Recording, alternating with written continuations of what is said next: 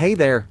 Tonight, we're time-traveling back to the Jinyun era of the Tang dynasty to experience the nap-time adventures of a low-ranking 9th grade official. Before you relax, hit that like button, but only if you genuinely enjoy quirky historical tales. What time is it now? Which city are you lounging in? Drop a comment and let me know. Now, dim the lights, turn on a small fan for ambient noise, and let's dive into tonight's story. You're jolted awake by the morning drum from Wubin Ward outside. It's still pitch black. The water clock shows it's only the 4th watch, around 3 to 5 a.m., meaning you've barely slept 2 full Shuchen ancient time units, roughly 2 hours each. Last night, you were up until the 3rd watch, 11 p.m. to 1 a.m., copying long-term tax reports for the Ministry of Revenue. Splashing cold water on your face, you catch your reflection in the bronze mirror, dark circles under your eyes, looking like you've been dragged through a Pinkang ward all-nighter by some exotic dancer. Fun fact, Tang officials adjusted their work hours seasonally. Winter was start at sunrise, but summer shifts began at 5th watch, 3rd point, around 4 a.m. Yikes. You scarf down a cold hub-ng sesame flatbread when your fingers brush against a small vial in your sleeve, a wakefulness elixir from an old friend at the Imperial Medical Office. Rumor has it, it contains traces of mercury and cinnabar. Scholars still debate, were Tang officials popping ancient energy drinks, or just slowly poisoning themselves? Multiplied by.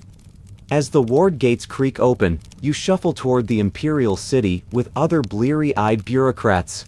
On Vermilionbird Avenue, a 7th-rank official's saddle carries a custom leather pouch inside, a collapsible armrest, the latest sneaky nap gadget sweeping Chang'a's civil servant circles. Squeezing through the side gate of Hanyun Hall, you spot the palace censor patrolling with a noteboard. That sharp-eyed old goat beard specializes in catching dozing officials. The 6th-rank Ministry of War guy ahead of you is already head-bobbing, his hat fluttering like a dandelion in the breeze. Fun fact, per the censorate records, napping during court meant salary cuts for 5th rankers and above, but ass-whoopings for 6th rank and below. Priorities. You pinch your thigh to stay awake when a whiff of cool mint hits you. The Ministry of Works guy next to you pulls out a gilded case. Inside, a wake-up bomb of menthol and borneal.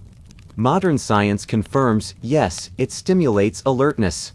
Also yes, long-term use eats your nose lining. Multiplied by. Suddenly, the sandalwood smoke from the bronze crane sensor twists. You follow the draft. Chancellor Li Linfu is scanning the room. Legend says he detects fake focus by breathing patterns. You straighten up, suddenly fascinated by the ceiling's painted beams. The morning assembly finally ends, and you shuffle toward the Ministry of Banquets like a sleep-deprived zombie. The moment you step inside, the rich aroma of mutton slaps you awake. Today's corridor meal features an Imperial Medical Office special, sedation stew. The plump chef whispers conspiratorially, added sour jujube seeds and poria coco's powder, Chancellor Du's personal recipe to keep you all sharp. Fun fact, the Tang Culinary Manual notes that sedative herbs were often slipped into midday meals to stop officials from face-planting into paperwork post-lunch. You scoop up a spoonful of milky broth, then freeze. Suspicious red fleeks lurk at the bottom. Saffron from the western regions, whispers the Personnel Evaluation Bureau official beside you, winking.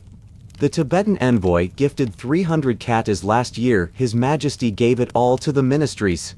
Modern science confirms saffron fights anxiety, but Tang dosages were 5 times the safe limit. Yet, the post-meal drowsiness arrives like an uninvited guest. Stumbling toward the Imperial Library, you spot young clerk Wang snoozing under a corridor, his head askew, revealing a dragon's brain mint patch on his temple, a Persian merchant's focus drug costing half a month's salary. The library's heavy door creaks open. Your task today? Copying Jingguan political guidelines. The brushes scratch on paper sounds eerily like a lullaby. Then you notice strange vermilion doodles between lines. Squint closer, and they're tiny sleep-deprived stick figures, one face down on a desk, another snoring at the heavens. Fun fact, Dunhuang Manuscript P2, 504 reveals Tang bureaucrats often drew nap glyphs to cope with boredom. One Tang legal code margin featured 72 unique sleeping poses, ancient meme culture at its finest. You force your eyes open, but your calligraphy now resembles a drunkard's stumble.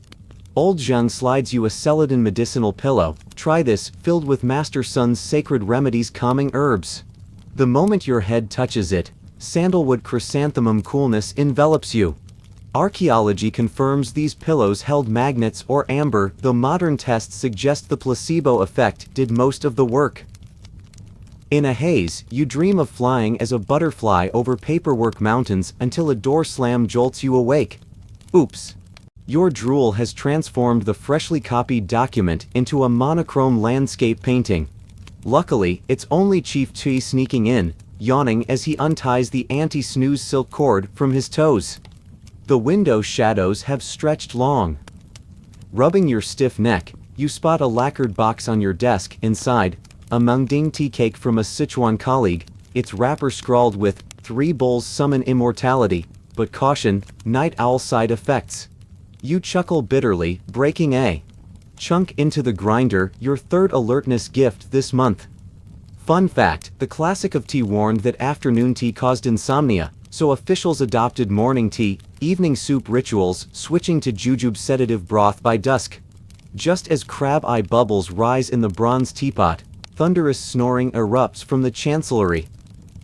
Peering through lattice windows, you see Censor Cui sprawled on his foreign-style bed, his fish pendant belt bobbing with each snore like ocean waves.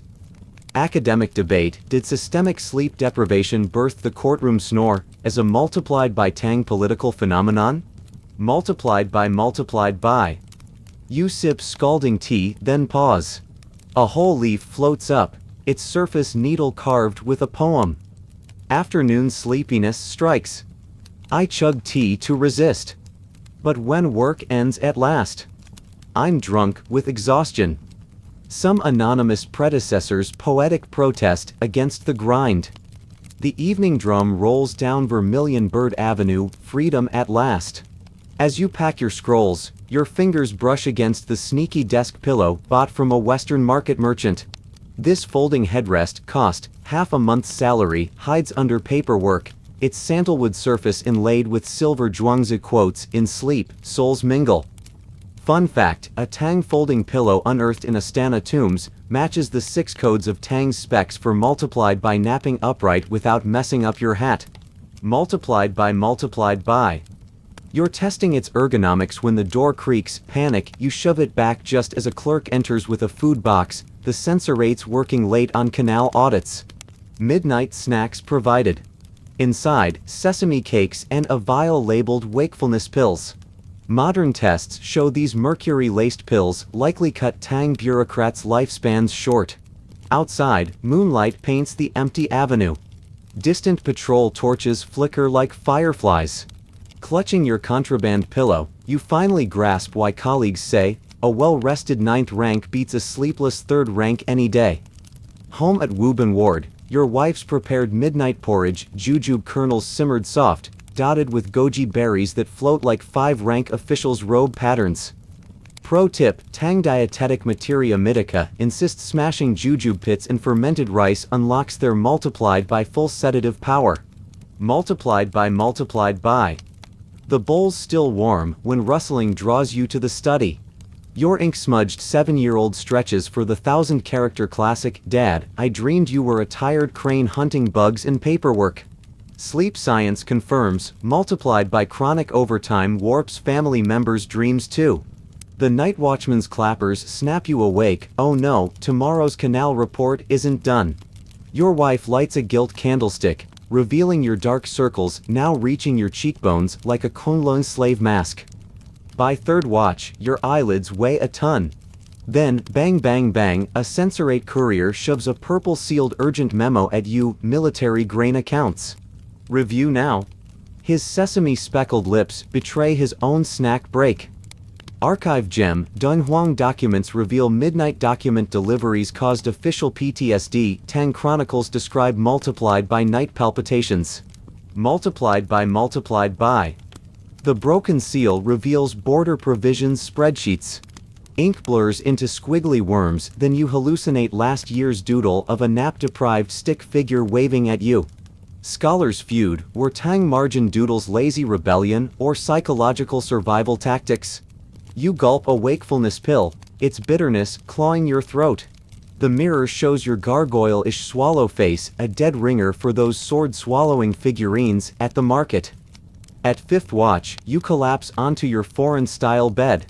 Someone tucks you in, your wife brings the brain boost pillow from Luoyang, stuffed with chrysanthemum and cassia seeds, now exhaling herbal bitterness. Archaeology win, Tang medicinal pillows preserved essential oils, proof their aromatherapy rivaled modern spas. You dream you're a crane fishing in a paperwork pond. Every peck reveals a glaring deputy censor instead of fish. Sleep labs prove stress dreams turn bosses into predators. Jab. Your son pokes your cheek with a brush, Dad. The ward gates are open. Sunlight casts diamond shapes on the floor. The damp patch on your pillow, sweat or drool, has warped the grain report's corner into origami waves. Galloping toward court, you might as well be fleeing bandits. Passing the Western Market, you spot a merchant unfurling a tiger skin rug, demon-repelling sleep mat. Price, a 6th rank S half-year salary. Court gossip, Emperor Shenzong once traded 10 sable furs for a Persian dream rug, only to multiplied by stay up all night studying its patterns. Multiplied by. Panting into the Department of State Affairs, you find the Merit Evaluation Bureau posting diligence rankings. Behind your name, exhausted by documents, drowsy afternoon in accusatory vermilion. Tang HR policy, energy levels weighed 20%, same as job performance. Colleague Wang slips you a silk pouch, Sun Simiao's instant sleep trick from essential formulas. Multiplied by inside, a bamboo strip reading swallow 14 black bins at dusk. Spoiler, you'll later discover this was prank notes from his kid. The evening drum's last echoes guide you home to Wubin Ward. Pushing open your study door, you find your wife arranging silver needles, calming acupuncture learned from a Pingkang ward physician.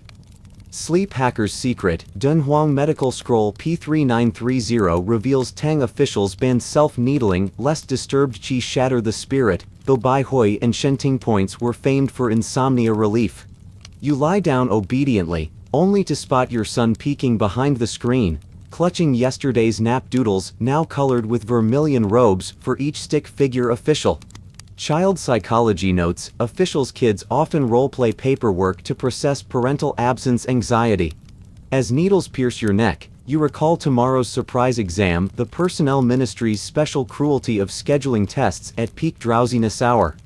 Your wife lights Persian benzoin incense. Its smoke curls into a fortune-blessing G character. Dawn hasn't broken when rain jolts you awake. Your Tang 6 codes lies splayed on the desk, night dew transforming its ink into abstract landscapes, your third ruined tome this month. Desk hack, Tang officials used paperweight lions, Gugong's gilded ones survive, as emergency acupressure tools for sleep-deprived headaches. The wakefulness pills you swallow leave numb bitterness. The mirror shows a face pale as newly unearthed Tang pottery. Modern labs confirm mercury in alertness pills caused chronic poisoning, likely why mural officials look perpetually unwell. Hooves clatter through rain, a chancellery courier delivers purple-sealed urgent news. Hands trembling, you break the seal, a transfer decree to the chancellery dated the very hour of your promotion dream during yesterday's nap. First day at the chancellery, you discover the pillar of survivors in the drafting room, its surface carved with centuries of anti-sleep tricks, recite Diamond Sutra to banish drowsiness, Bai Hui acupressure diagrams, even a tally of kun, exhaustion, characters scratched with fingernails. Archaeological Easter egg, similar carvings exist on Xi'an's palace pillar bases, including pressure point maps. You're contemplating adding your own wisdom when familiar snoring interrupts. Behind archives, former editor Old Zheng naps curled like a sunbathing cat, his fish pendant belt rising falling with each breath. Tang Huiyao records, the chancellery was a no-sleep zone, due to proximity to the emperor's bedroom. Stealthily, you rub your temples with a wakefulness jade from the Western market. Its coolness reminds you of childhood days, sneaking dips into your father's inkstone, that same guilty refreshment. Late spring afternoon, sunlight casts diamond patterns through lattice windows as you copy Tianbao-era edicts. Then, a marginal note in tiny script copied at noon, sleep demons came thrice, proof even sage words can seduce slumber. Dunhuang Doc P. 2504 confirms, Tang officials annotated documents with anti-sleep tips, from doggerel verses to herbal recipes. Your brush betrays you, doodling a yawn squiggle official. A sweat droplet falls, blurring ink into mountain's water, just like the do-rect Tang 6 codes.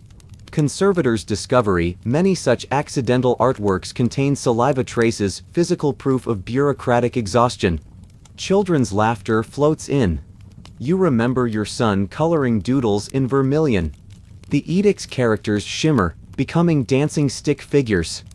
Homeward bound, a servant delivers a meal box, jujube porridge steaming with sleep-inducing fragrance. Beneath it, a bamboo slip in childish script, Dad, I dreamed you were a crane dancing on the moon. Toy Story, excavated Tang children's mini stationery suggests kids processed parental duties through play. You step into sunset-painted Vermilion Bird Avenue, its vermilion hue matching official documents. The hidden pillow is gone from your sleeve, yet you feel lighter. Tonight, perhaps no paperwork nightmares will come. Wubon Ward's lanterns blink out one by one. Jujube aroma tangles with neighbor Tsoi's bitter medicine in the breeze. Moonlight gilds your unfinished memorial, its inkblots now resembling your son's crane doodles. The night watchman's clappers count 1, 2, as reality and dream blur. Let tonight's moon wash away vermilion edict marks. Silence court drums and bells. Leave only the sound of crane wings, soft as a brush stroke, to carry you into sleep.